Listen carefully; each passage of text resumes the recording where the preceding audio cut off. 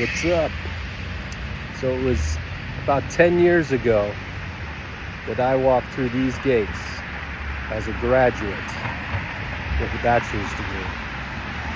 I was the first in my immediate family to get a degree. It was something I never thought that I could do.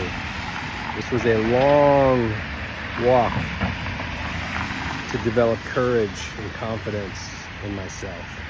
If you also have ADHD, you're like me and you hated school.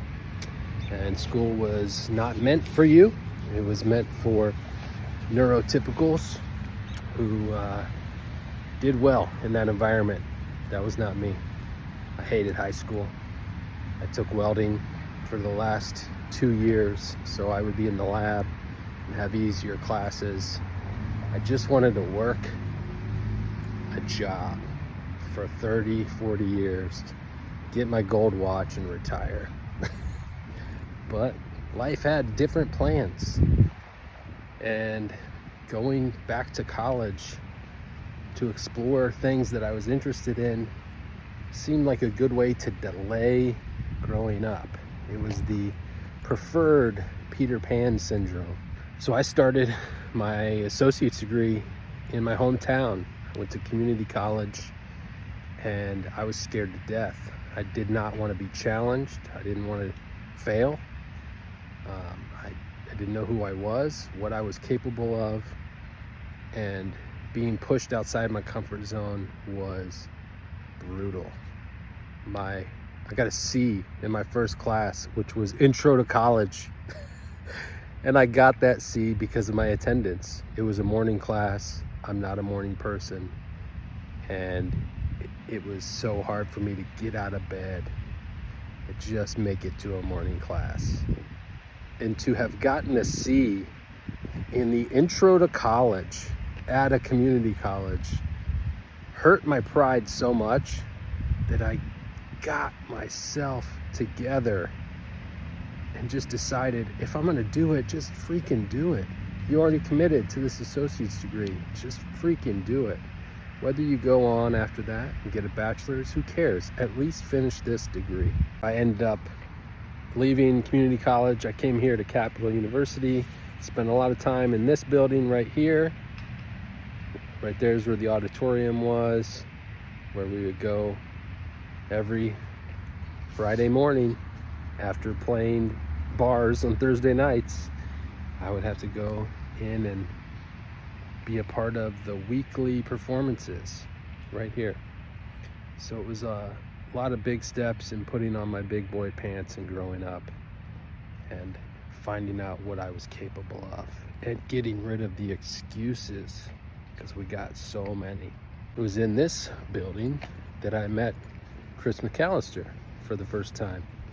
He was the professor for my religious studies course. And man, did I pick up everything that guy was putting down. I thoroughly enjoyed the way he engaged with the content. He didn't just teach it. He brought everyone into the discussion. He invited you to participate with it, wrestle with it, and apply it.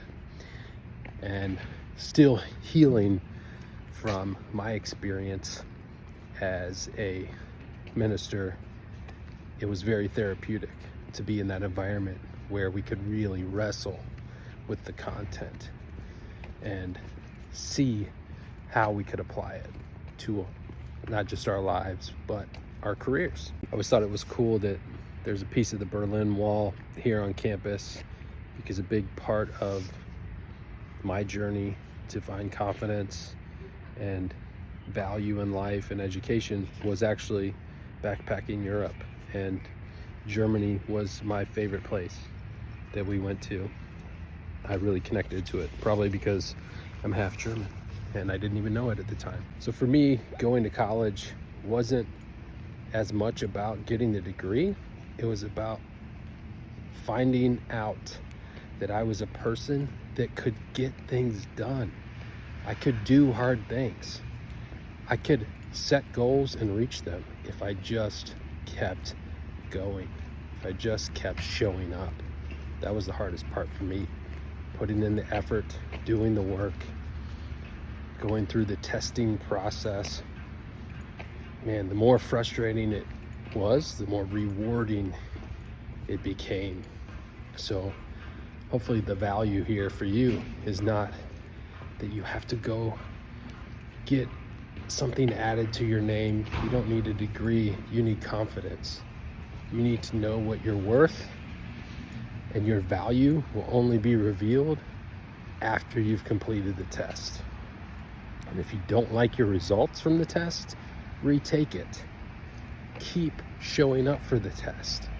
Keep showing up for yourself. Keep challenging yourself, doing the hard things, because the value of being somebody that does hard things is immeasurable.